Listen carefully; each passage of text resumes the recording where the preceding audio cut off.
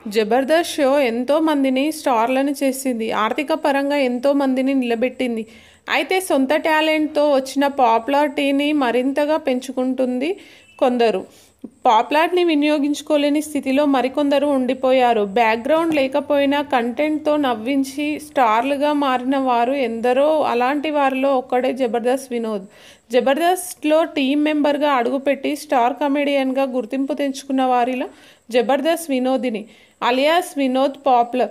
వినోద్ ఆడపిల్ల గెటప్లో తన అందము, కామెడీ టైమింగ్తో ఎంతో మందిని నవ్వించాడు. గత కొంతకాలంగా జబర్దస్త్కి దూరమైపోయాడు. లంగ్స్ ఇన్ఫెక్షన్తో బాధపడుతూ జబర్దస్త్ మానేసినట్లు ఆయన ఓ ఇంటర్వ్యూలో వివరించారు.